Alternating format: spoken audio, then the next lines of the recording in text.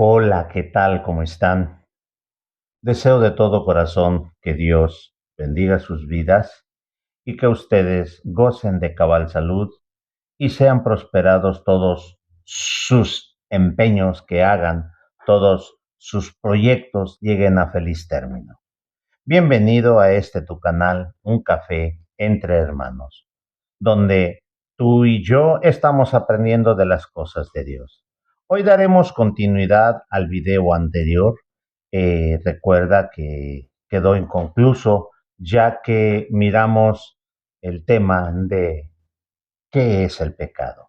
Estuvimos mirando, hermano mío, cómo Dios a través de su palabra nos enseña lo que es pecado. Y para esto al pueblo de Israel le entregó la tabla con los 10 mandamientos o los conceptos a los cuales la nación entera tenía que sujetarse y vivir conforme a ellos para así poder decir o poder estar de acuerdo al propósito de Dios y poder santificarse y estar en la presencia del Altísimo Dios.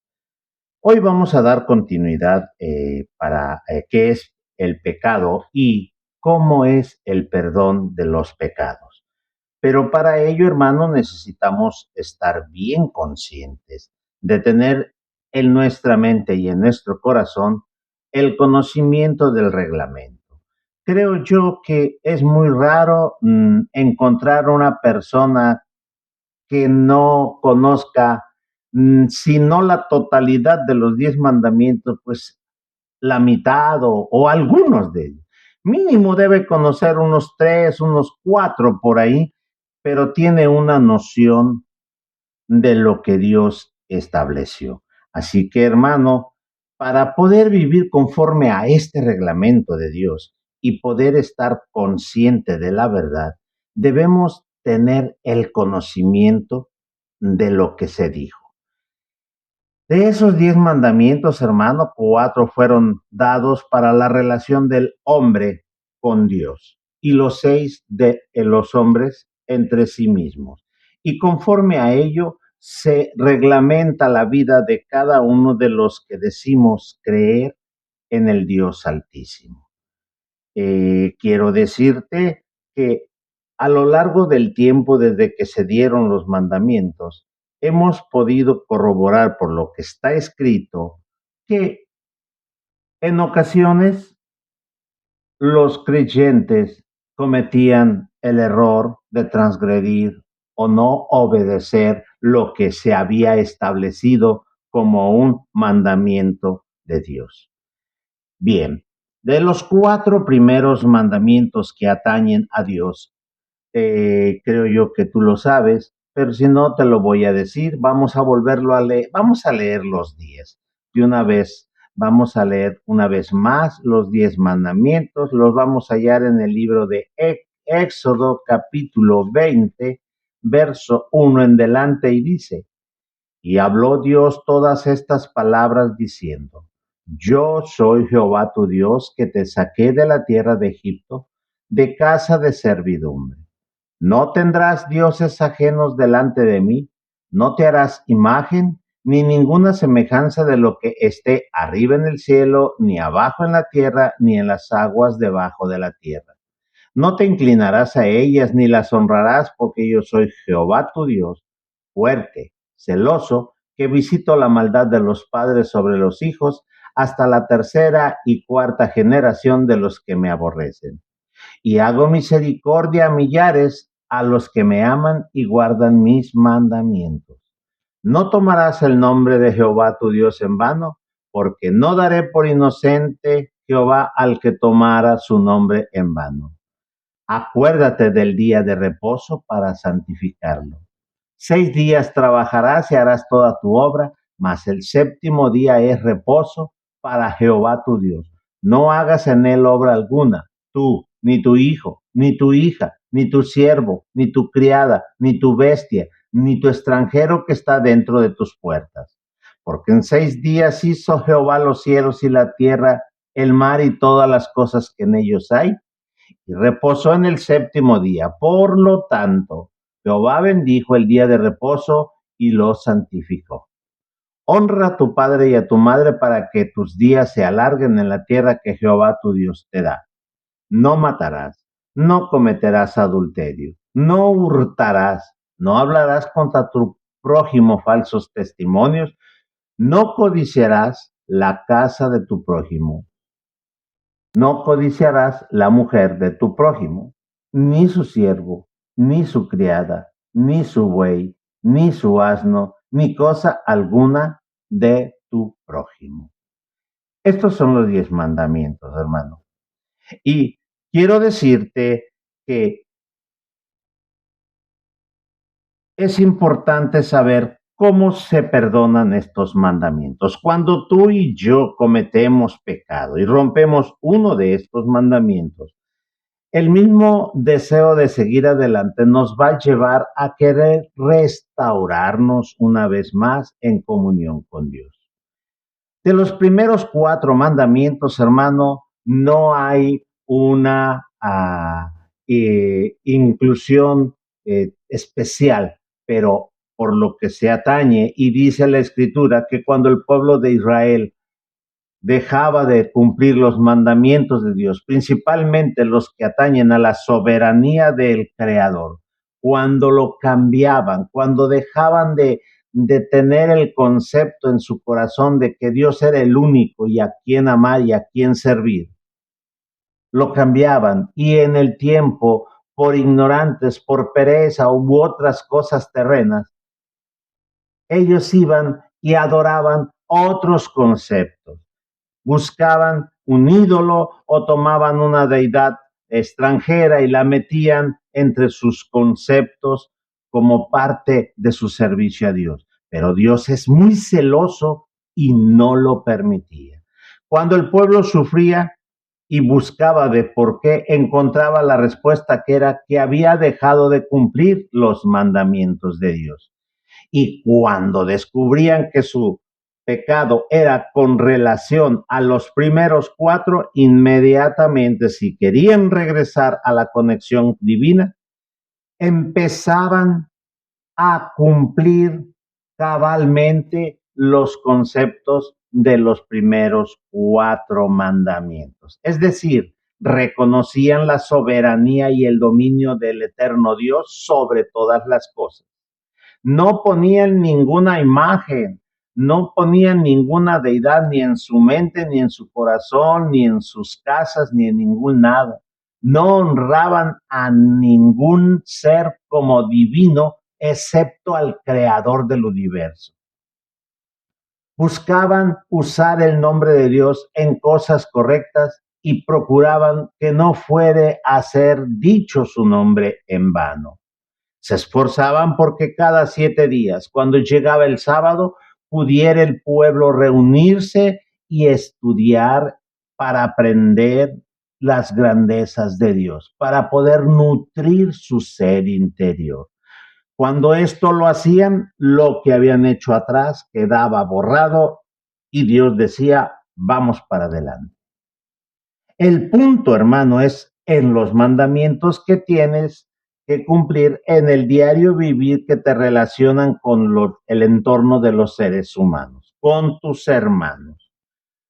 Esos son los que tenemos nosotros que tener bien en claro, porque es allí donde viene lo complejo.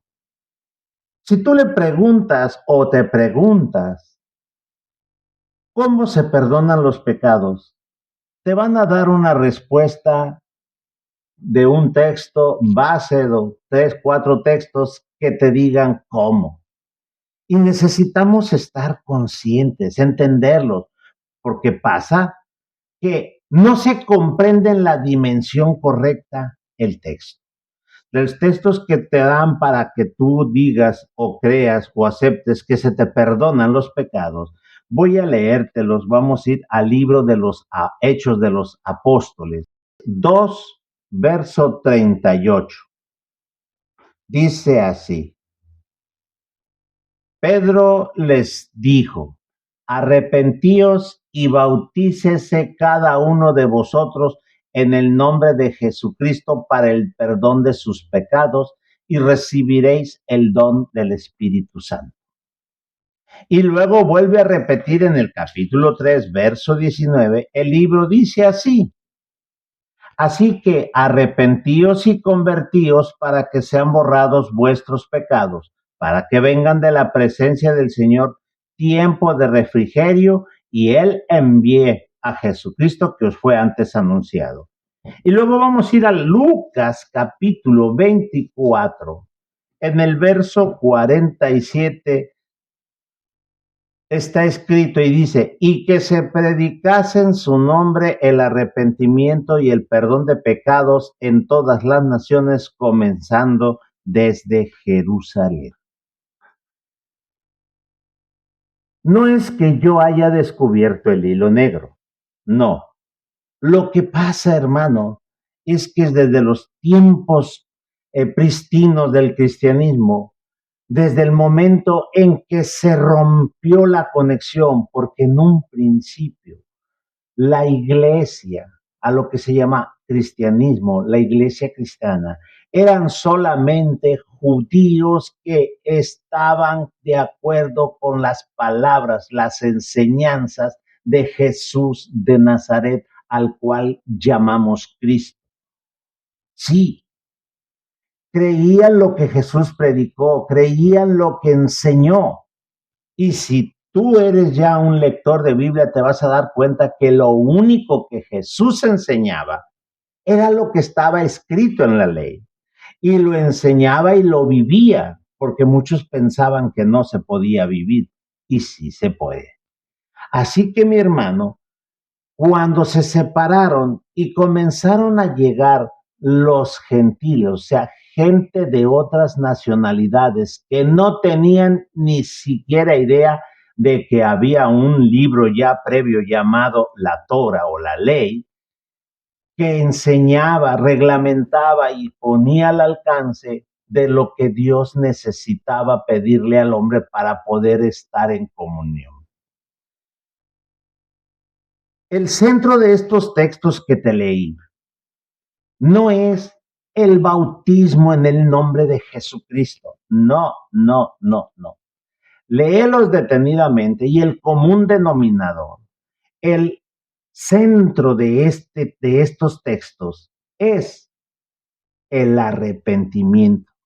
La clave de esto es el arrepentimiento y la conversión.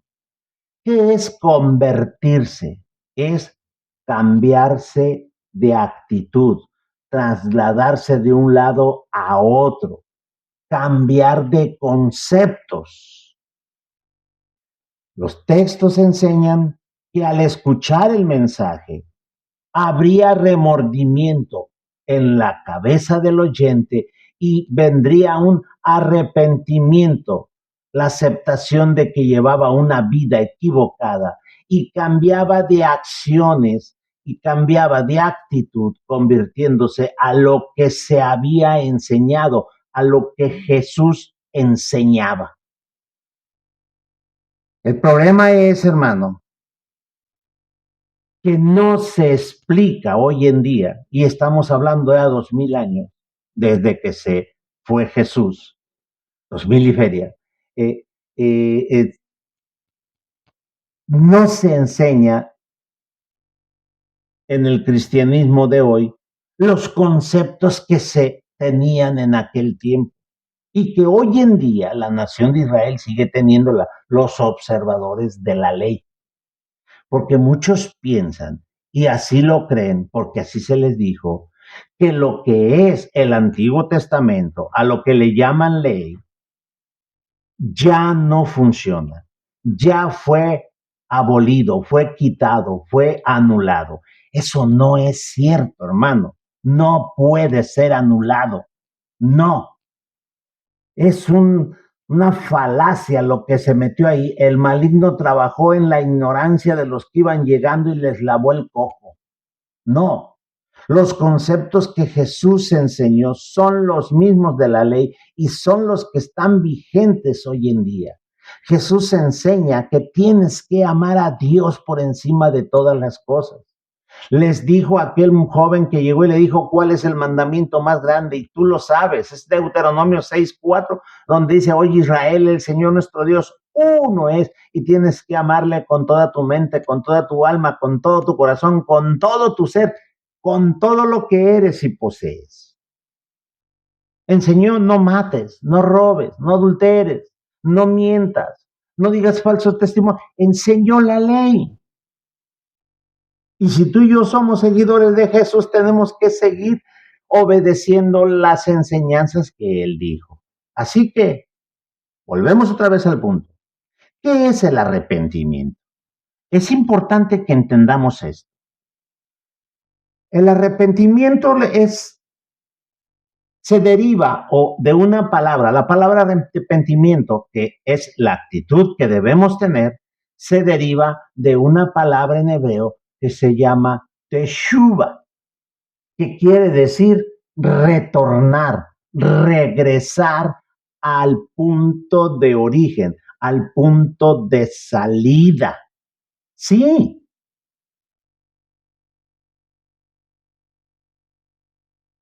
cuando alguien se arrepiente, tiene un dolor en su interior y dice, me he equivocado. Te pondré un ejemplo. Cuando tienes un amigo que desde la infancia y fueron muy unidos y todo, y de repente hubo un desacuerdo entre ustedes y se rompió aquella amistad y lo extrañas, anhelas una vez más la amistad y reflexionas y analizas y descubres que tú tuviste la falla, que por causa de lo que tú dijiste o hiciste, se rompió aquella comunicación y en tu interior hay una tristeza y un anhelo de querer volver a estar como antes de que tuvieran el problema. Hasta allá se va la palabra teshuva o arrepentimiento. Eso quiere decir volver al punto antes de la ruptura. El arrepentimiento es muy importante en la palabra escrita de Dios. De tal manera, hermano, que el alto Dios, cuando estableció todos los parámetros para la nación de Israel, que iba a entrar a la tierra de Canaán a poseerla, para servir a Dios con alegría, con gozo, con todo lo que les proveyó, Dios estableció un día para que hubiese una fiesta que se llamaba la fiesta de, o se llama el día de expiación. Si tú lees Levíticos, vamos a leer Levítico, capítulo 10 Levítico 23.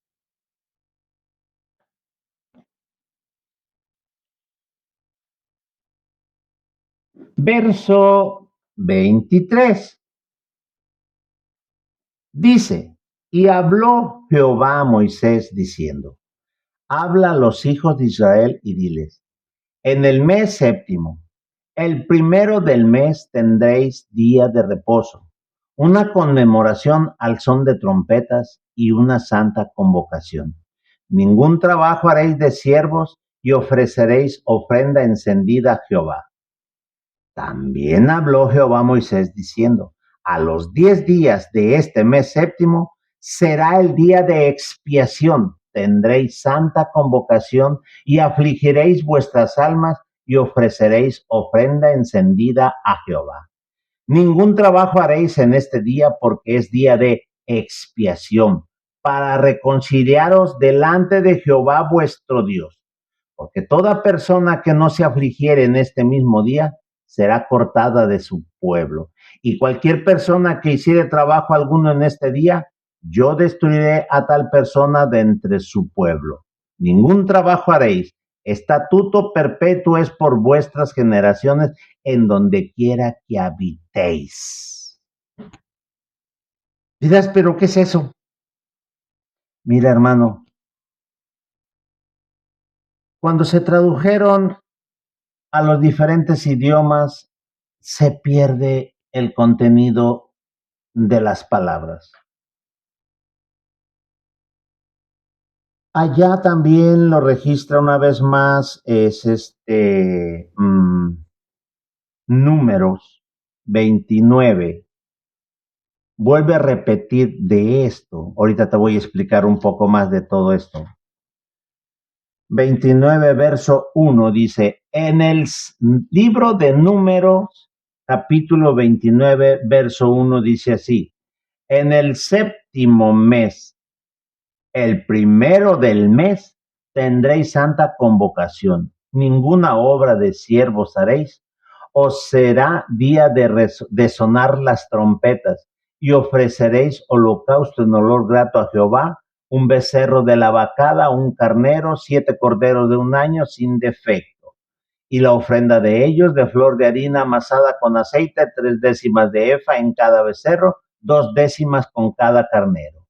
Y en cada uno de los 7 corderos 1 décima, y un macho cabrío por expiación para reconciliación, además del holocausto del mes y su ofrenda y el holocausto continuo y su ofrenda y su libación conforme a su ley, como ofrenda encendida a Jehová en olor grato. En el 10 de este mes séptimo tendréis santa convocación y afligiréis vuestras almas. Ninguna obra haréis. Y ofreceréis en holocausto a Jehová en olor grato un becerro de vaca, de la vacada, un carnero, 7 corderos de un año, serán sin defecto. Y su ofrenda, flor de harina amasada con aceite, 3 décimas de efa con cada becerro, 2 décimas con cada carnero, y con cada uno de los 7 corderos 1 décima. Y un macho cabrío por expiación, además de la ofrenda de las expiaciones por el pecado y del holocausto continuo, y de sus ofrendas y de libaciones.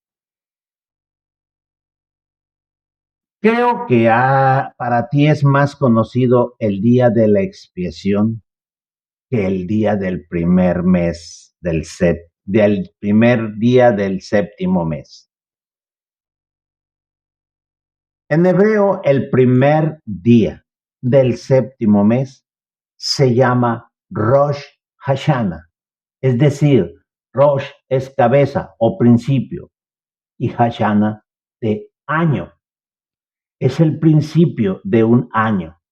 Es donde comienza un ciclo, donde empieza una contabilidad. Y es justamente en ese día cuando dicen los sabios de la Torá, los sabios de Israel, los hombres de antaño, que fue cuando Adán comenzó a respirar, al dar cumplimiento el texto de Génesis que dice, y sopló en su nariz aliento de vida, y fue el hombre un ser viviente. Comenzó a respirar, fue en ese día. Y desde que comenzó en ese día a vivir, empezó la contabilidad. Un día, 2 días, y cada ciclo completa ahí en Rosh Hashanah. ¿Por qué es importante esto? Porque luego vuelve a mencionar que el día 10 es día de expiación, o de perdón, o de reconciliación. ¿Qué pasa en estos 10 días? Que en el cristianismo muy rara vez alguien lo enseña. Y esto, a mi ver, es de vital importancia para el creyente. No importa qué letrero tengas en la pared y de qué denominación te apliques o te agarres. Dentro de la enseñanza del judaísmo, dentro de la vida de los hombres de Israel que servían y amaban a Dios, y que hoy en día siguen siendo lo mismo, ellos conceptuaban el día de la expiación como el día más importante del año. ¿Por qué? Porque esos 10 días los toman, hermano, como un juicio. Ahí te va. Enseñan que desde el primer día del séptimo mes hasta el 10º ellos tienen que buscar balancear su estado o su cuenta de pecados. Te lo haré más claro. Los primeros 9 días ellos conciben que en el día 10º se va a hacer un juicio sobre las naciones y sobre las personas, de cómo van a desarrollar su vida en el siguiente año. ¿Cuántas veces tú has comenzado el año, que tú lo catalogas el 1 de enero, y haces un proyecto y pones todo el empeño y de repente meses adelante se vienen las turbulencias, ocurren cosas y se te viene todo abajo y dices, ¿qué pasó? ¿Por qué si todo iba bien? ¿Por qué pasó? Ellos enseñan, los sabios, que tu vida y mi vida está en las manos de Dios y que todo lo que te acontece está bajo su control. Y eso es verdad. Nadie escapa al control divino. No hay nada. Todo lo maneja Dios. Así que cuando, ¿te acuerdas que Jesús dijo, es más, vamos a leerlo, está en el libro de Mateo, Mateo capítulo, uh, creo que es capítulo 5. Vamos a ver si no me equivoqué.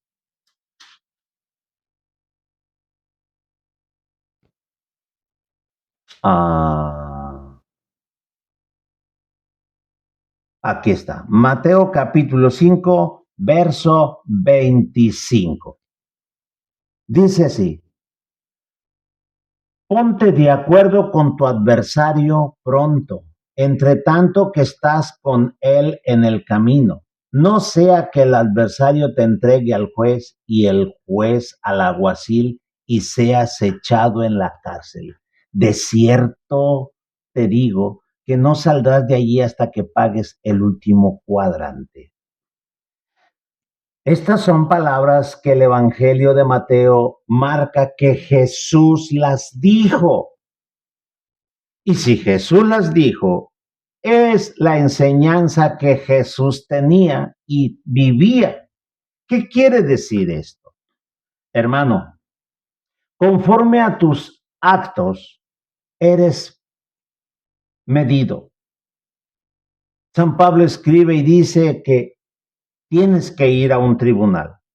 Dirás, es hasta cuando me muera. Si así fuese, hermano mío, ¿qué es lo que te pasa en el vaivén de la vida? Hay épocas flacas, hay épocas gordas. En el judaísmo se enseña que del primer día del séptimo mes, que se suena el shofar o el cuerno, se traduce como trompetas, por eso se confunden. Es tiempo de reflexionar lo que hicimos mal durante el año. Es curioso, hermano, yo no lo entendí hasta que me tocó convivir con gente judía observante de las cosas de Dios.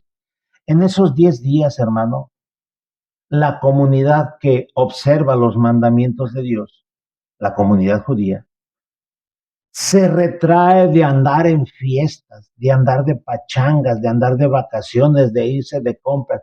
Son 10 días donde viven recatadamente, viven lo muy minuciosos, salen lo indispensable y pasan los 9 días, hermano, en constante reflexión.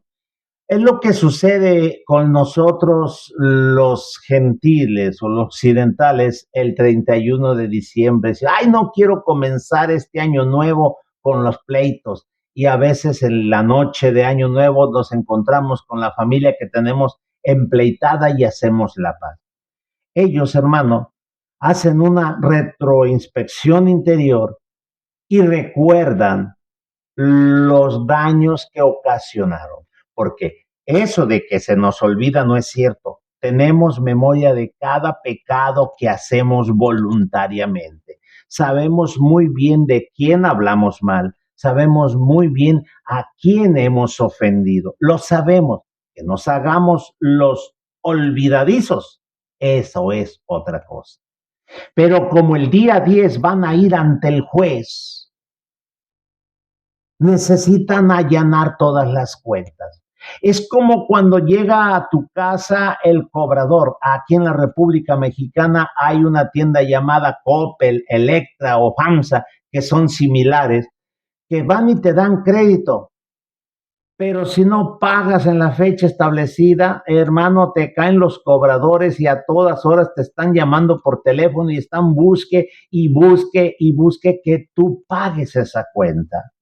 Cuando ya no puedes pagarla, hermano mío, buscan a los familiares tuyos para decirles que te digan que pague. O sea, de mil maneras buscan cobrarte. Y si tú no tienes dinero, te van a estar dando lata. O si tú no quieres pagar, van a estar importunando a tus familiares para que te digan que pagues.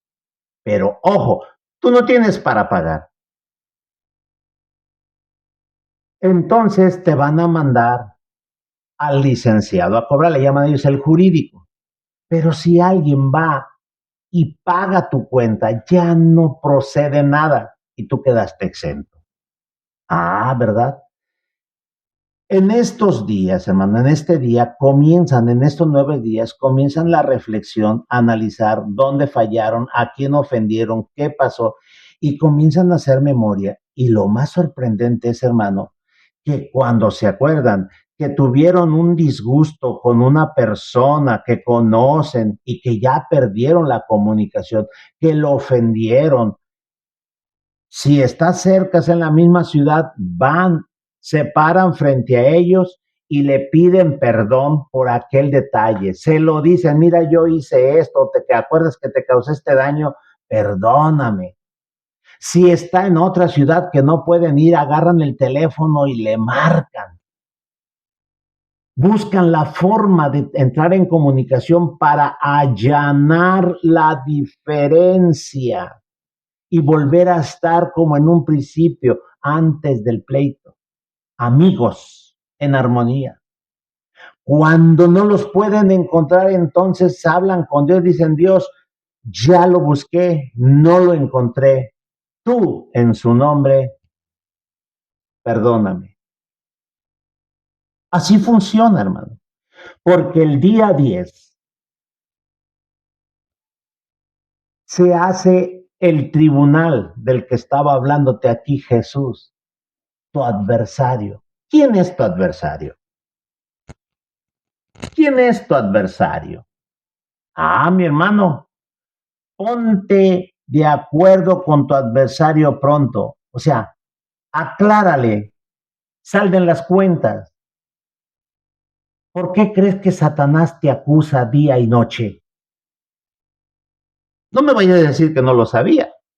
Satanás te acusa delante de Dios día y noche, que tiene derecho sobre tu vida y está muele y que muele y que muele y dice, exijo el pago, exijo la justicia, y la justicia dice que el que peca tiene que pagar las consecuencias y yo quiero cobrar esas consecuencias. Hermano, solo te voy a citar algo. ¿Te acuerdas del libro de Job? Cuando dice que un día comparecieron los hijos de Dios y entre ellos iba Satán. Y aquí Dios le dijo, hey, ¿tú de dónde vienes? Dijo, de andar por el mundo y rodear la tierra. Y fue donde le dijo, ¿ya viste a Job? ¿Ya viste a Job? Dijo, ah, pues qué chiste, tú lo tienes bien cubierto. Préstamelo, préstamelo. Y verás cómo te va a hablar mal de ti. ¿Cómo te va a negar? Y se lo prestó. Satanás salió volado a hacerle la vida de cuadritos a Job. ¿Conoces la historia? Y luego dice el texto, al siguiente capítulo, y otro día vinieron los hijos de Dios y entre ellos venía Satanás. Me llama la atención que el capítulo 1 y el capítulo 2 hablan de casi lo mismo, pero no es el mismo tiempo. Son 2 días diferentes. Y hermano, los sabios dicen que es en el día de Yom Kippur, en el día de la expiación, donde él llega, Satán, y presenta todas las causas, todas las demandas sobre la gente que dice que es cristiana y es donde vienen las broncas. Reclama, tiene que cobrar. Así que mi hermano, ¿qué pasó? Vas a mirar, hermano, que en el día 10 se sacrificaba muy especialmente y se tomaban 2 cabríos, uno para Jehová y otro para Azazel o Asael, como le quieras llamar. Así que mi hermano, en Yom Kippur se decretaba qué iba a pasar con la nación de Israel en el siguiente año, tomando en base el comportamiento de sus ciudadanos, de sus integrantes de la ciudad durante todo el año.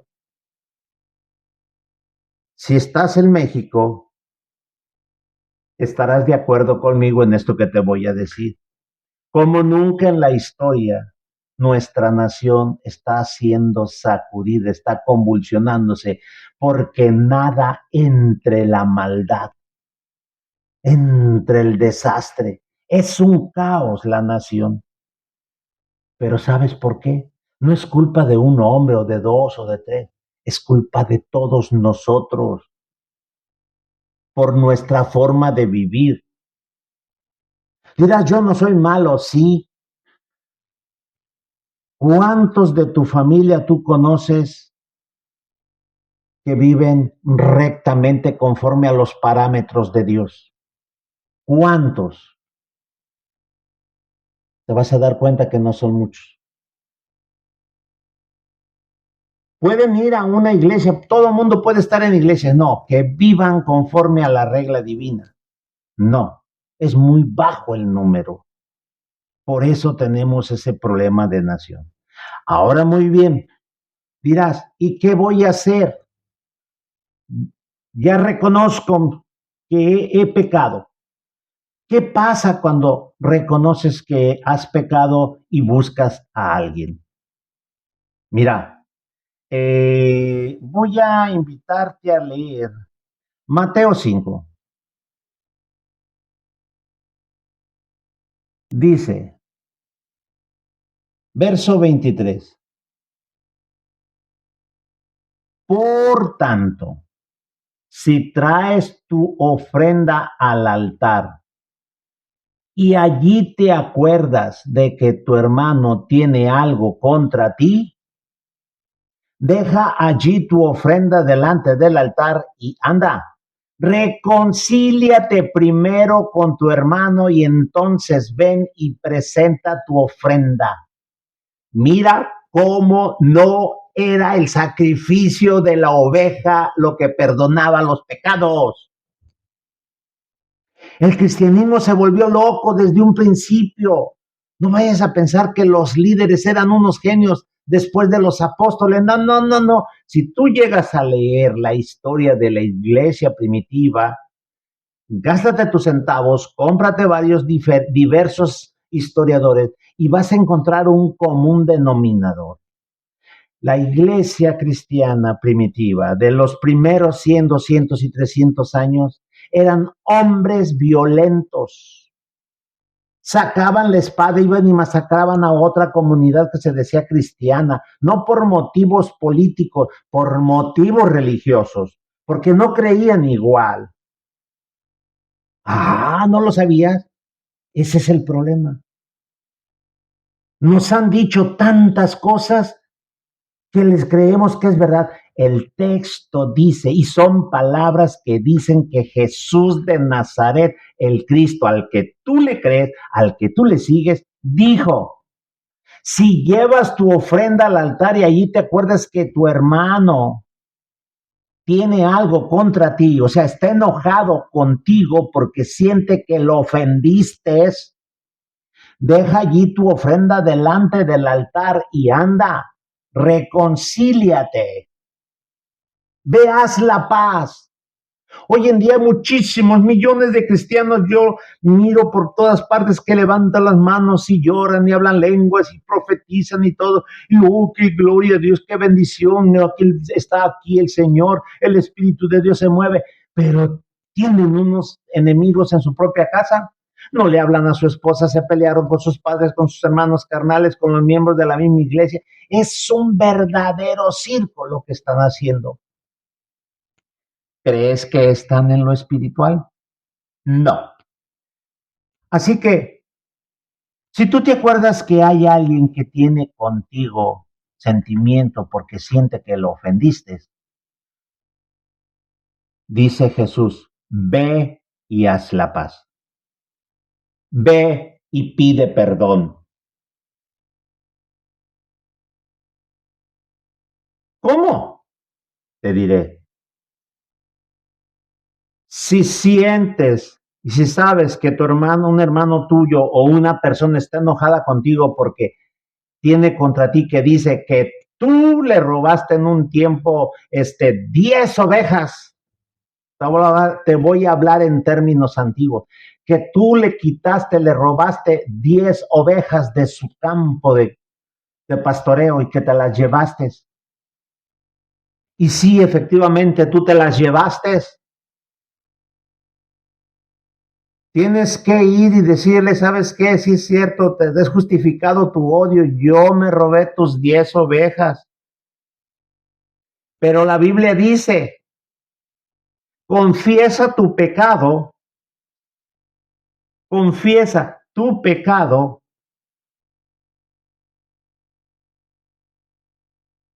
y devuelve las 10 ovejas y da el 20% más como compensación por el dolor y el daño que has hecho.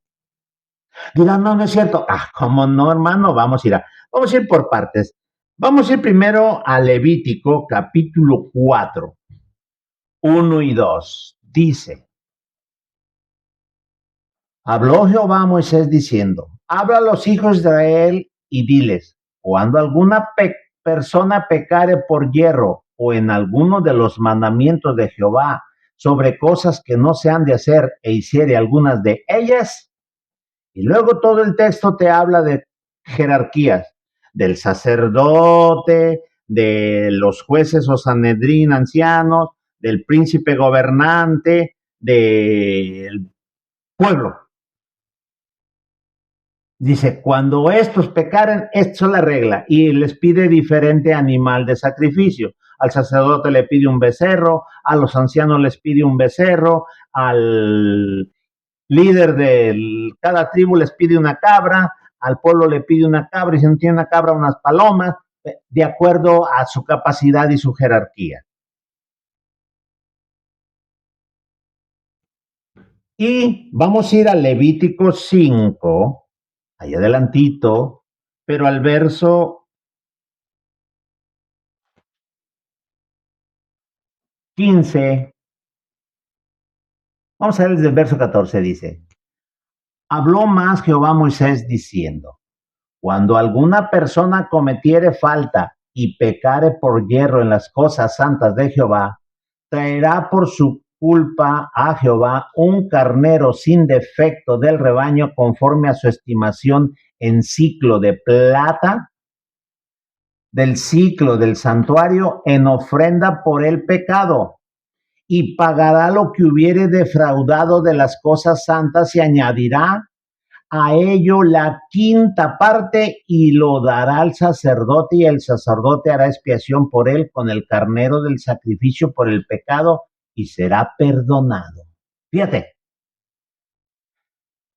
si si el pecado que se cometía implicaba pérdidas, tenía que rehacer la pérdida y un extra.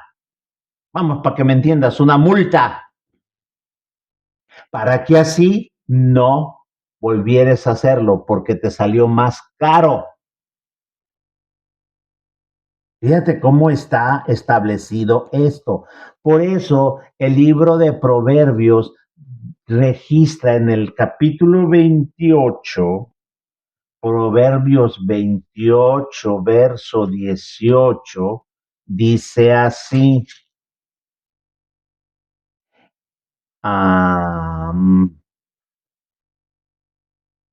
No, Proverbios 28, verso 13. El que encubre su pecado no prosperará, mas el que lo confiesa y se aparta alcanza misericordia.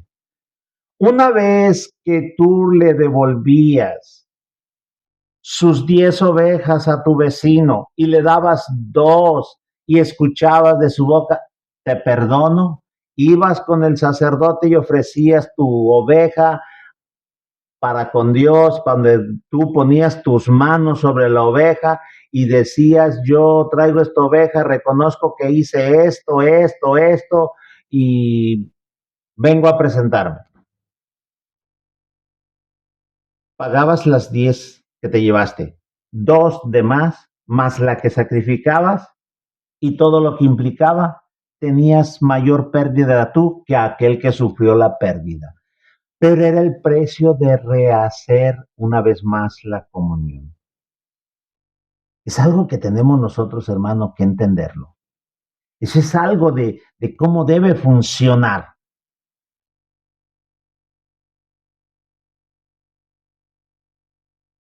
Dirás, no, hermano, es que no va por ahí. Mira, déjame decirte.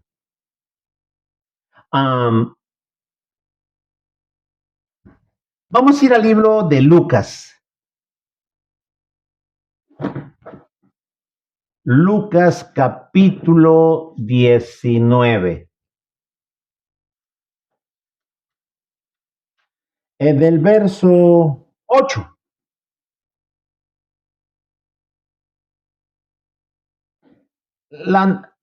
Versos atrás narra el encuentro de Jesús de Nazaret y Zaqueo, el cobrador de impuestos. Dice que era chaparrito y no quería verlo y se tuvo que subir a un árbol y cuando pasó bajo el árbol Jesús le dijo, bájate que voy a ir a tu casa. Y se fue gozoso y lo recibió. Dice en el verso 8. Entonces, Lucas 19, verso 8. Entonces, Zaqueo, puesto en pie, dijo al Señor, he aquí, Señor, la mitad de mis bienes doy a los pobres, y si en algo he defraudado a alguno, se lo devuelvo cuadruplicado, más del 20%, 400%. Si se robó una oveja, devolvía 4. Hermano, daba el 300%, no un 20%.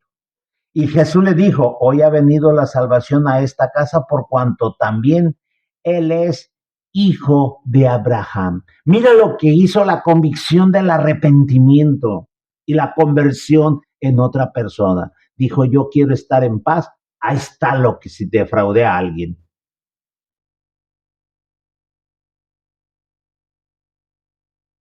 Vamos a volver a citar a Jesús, pero ahora vamos a ir a Mateo capítulo 18.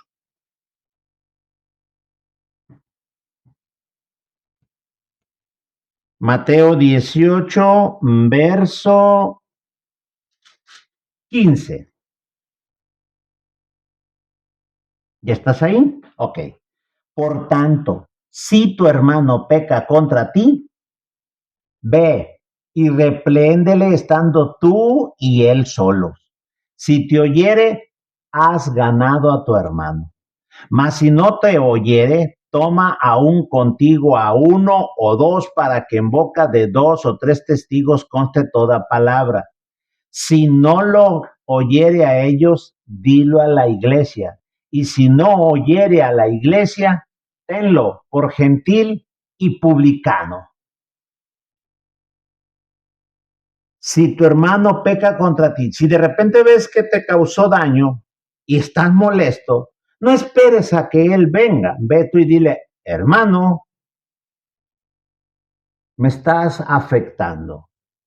Yo miré que descuidadamente, vuelvo a citar el tiempo antiguo y las monedas antiguas, descuidadamente, como no queriendo las cosas, arriaste 10 ovejas para tu casa.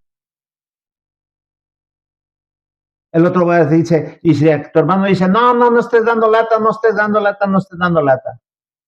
Dice, si logras que te oiga, o sea, que acepte, entienda y arreglen el asunto, has ganado a tu hermano. Vuelven a tener paz. Tú ya estás en paz y vuelves a ser. La armonía, nada en tu corazón. ¿Te acuerdas que Pedro le preguntó a Jesús, Maestro, ¿cuántas veces debo perdonar a mi hermano? ¿7? Jesús le dijo, no, 70 veces 7. Y no es con el mismo pecado, ¿eh? Porque si tu hermano o tú cometes el mismo pecado y con la misma persona, no, hermano, es que eso ya es como dices a Pedro, el proverbio dice, la puerca bañada vuelve a revolcarse en el lleno y el perro vuelve atrás a su vómito. O sea, no entiendes. Te perdonan un pecado. Y tú pediste perdón porque hiciste la promesa de decir, no vuelvo a hacerlo. He causado mucho daño. No quiere decir que honesto que tú ya estás exento de volver a cometer otro pecado de otra forma. No, es continuo, es así. Porque acuérdate de lo que dijo Salomón, no hay hombre que nunca peque, que nunca, no hay hombre que no peque, todos pecamos. Entonces, hermano, tenemos tú y yo que entenderlo. El perdón de pecados no se basa en aceptarlo y decirlo. Dirás, hermano, pero el perdón de pecados en la sangre de Jesús, en el nombre de Jesús y en el bautismo, es para los que van comenzando. Espérate. ¿Cuál comenzando? Ni cuál comenzando. El hombre tiene conciencia desde que nace. Ciertamente, al llegar al Evangelio y escuche el mensaje, debe haber en él un sentimiento de arrepentimiento por lo malo que ha sido. Si en su entorno, imagínate, hermano, que de repente sucede. Te lo digo porque yo lo he visto. Muchos años ministré una congregación y se miró de todo. De repente, hermano, yo veía personas que llegaban y se hacían miembros de comunidades cristianas y estaban enemistados con su padre, con su madre, con sus hermanos, con sus hijos, y no se hablaban. Y él como cristiano tampoco les hablaba. No, hermano, si tú vienes por primera vez a las cosas de Dios y ya te convenciste que eres un pecador, busca hacer la paz con los que estás enemistado. Busca hacer la paz. Vuelve a la conexión. Vuelve a ser amigo. Quizás cerca de ti haya alguien a que tú has ofendido mucho tiempo. Te hiciste cristiano, no nomás digas, ay, ya soy cristiano. No, es satisfactorio y es grato delante de Dios que cuando tú reconoces que sin conocer de Dios, dijéramos entre el mundo religioso, siendo del mundo, ofendías a la gente. Y ahora que vienes a las cosas espirituales, resulta que entras en contacto con esa misma gente. No te quedes mudo, ofrécele perdón. Dile, o mejor dicho, pídele perdón. Dile, perdóname, hice esto contigo.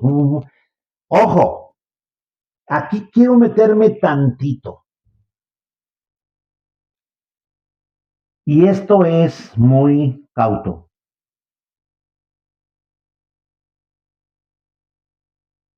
Cuando vas a pedir perdón, debes ser tan inteligente que debes pensar antes de ir si lo que vas a ir a decir no vaya a causar un daño mayor del que estaba. Dirás, hermano, no entiendo. Ok, te voy a poner un ejemplo. En una ocasión se acercó a mí un hombre que estuvo mucho tiempo en la congregación que yo ministré y se cambió de congregación y dejó la congregación donde se fue y se quedó en su casa. Ya hoy en día sé que está trabajando, está levantando, predicando, haciendo una congregación. Pero él me contó esta historia. Dice que un día llegó su hijo, ministro de una congregación, en un mar de llanto, diciéndole: papá, me voy a divorciar de mi esposa, ya no la quiero, yo no sé nada, pum, pum, pum, pum, pum, que no quería nada. El motivo: la mujer había cometido adulterio. Él no lo vio, él no lo sabía. ¿Cómo es que llegó a ese punto? Esta mujer, después de haber cometido su error, entró en un remordimiento y en un arrepentimiento y dijo: la regué, la regué, la regué, hice mal, llore y llore, y fue a pedir el consejo con su pastor. Ojo, con su pastor. Y le dijo: hermano, me pasó esto, esto, esto, ¿qué hago? Dijo: yo ya no lo he vuelto a ver jamás, ya una sola vez, no quiero yo nada, nada, nada, nada, me arrepiento, yo quiero seguir con mi familia, quiero estar con mi esposo, no quiero perder mi familia, ¿qué hago? Y este pastor, soquete, porque no le puedo decir otra cosa, le dijo: ve y dile a tu esposo, en lugar de haber obrado con cordura y asesorar a la mujer a que entrara en un arrepentimiento interior para con Dios y que su vida continuara correctamente con su marido. Dirás: es que tiene que confesar su pecado, porque el proverbio dice: confiesa tu pecado y prosperarás. Sí, pero déjame decirte, a veces, si confiesas tu pecado, vas a causar mayor daño que del que ya hiciste. Dirás: ¿cómo? Te voy a decir. Por la imprudencia de este pastor ignorante, aquella mujer fue y pidió perdón. El esposo no sabía, cuando supo se puso terrible. Todo el mundo le decía, y el papá le decía a mi hijo: perdónala, mira que ya vino a pedirte perdón, tú no sabías, y aún así, aún así. A final de cuentas, él no. Disolvió su matrimonio, desbarató la familia que había, se hizo un caos, hermano, por una imprudencia. Debes saber qué hacer. Imagínate que te llega tu cristianismo, tu fe en Dios, y que en un tiempo tú mataste a alguien y te entra el remordimiento y vas con la familia del muerto y le dices: yo lo maté. ¿Sabes qué va a pasar? Te van a matar. Aparte que pierdes tu vida, vas a convertir en asesinos a los otros. Los sabios dicen: en aras de que haya paz, la verdad se oculta por un bien mayor. Ah, mi hermano, esto es algo tremendo. ¿A quién tengo que confesar el pecado? Si no vas a causar grandes estragos, si no vas a provocar una tragedia, confiésalo a quien ofendiste, a quien le causaste daño. Dice Santiago capítulo 5, verso 16: confesaos vuestras ofensas unos a otros y orad unos por otros para que seáis sanados. No quiere decir que: oye, hermano, que vaya pasando Juan Charrasqueado y tú le digas: oye, hermano Juan Charrasqueado, ven para acá, quiero confesarte un pecado que hice. Fíjate que le robé al hermano Lino, y que el otro te diga: oh, o sea, yo te perdono. No, no, no, no, no, no, no, eso es una pantomima. A quien dañaste, tienes que hacerlo. Al ofendido. Sí, porque de lo contrario, pues, Estamos igual que en la Iglesia Católica, para eso pusieron al sacerdote, para que vayas tú y le digas tus pecados, tus errores, tus delitos, y a quien ofendiste se quede con la piedra atravesada, con su coraje, con su odio, y se esté amargando y no pueda disfrutar de la vida. Porque tú puedes decir, no, pero es que ya me perdonaron. Hay muchos cristianos que es que yo ya confesé el pecado a Dios, allá en mi corazón se lo confesé, dije, no, Señor, sí, es que yo le robé, pero ya no, Señor. Y mira, qué fácil encontramos las respuestas, hermano. ¿Te fijas? Somos cosa seria, pero no está así establecido en la regla, hermano. No está establecido así en lo que llamamos libro, la Biblia. Ojo, por eso te voy a decir esto. Dice Primera de Juan capítulo 5 verso 16. Si alguno viere a su hermano cometer pecado que no sea de muerte, pedirá y Dios le dará vida. Esto es para los que cometen pecado que no sea de muerte. Hay pecado de muerte por el cual yo no digo que se pida. Fíjate, te voy a comentar de la primera parte. Si alguno viere a su hermano cometer pecado que no sea de muerte, pedirá y Dios le dará vida. Cuando lees esto, dices, oh, hermano, fíjate que vi al hermano Manganito haciendo esta maldad, este pecado, y le pedí en mi corazón a Dios que lo perdonara y lo perdonó. No es cierto. El texto está mal entendido por nosotros. Se supone que el que lo escribió es un judío que sabía todo. ¿O de qué nacionalidad era Juan, el que caminaba con Jesús, el discípulo amado? ¿Acaso el apóstol cambió el concepto? Si tú crees a la letra lo que está, hay un problema. O una de dos cosas. O no fue Juan el que lo escribió, es alguien que se hizo pasar por Juan, que no sabía nada de los cristianos más nuevos, de los gentiles. O a ti y a mí nos hace falta entender la sabiduría de lo que está escrito. Hermano, ¿cómo? ¿Cómo? Por eso tenemos grande problema, hermano.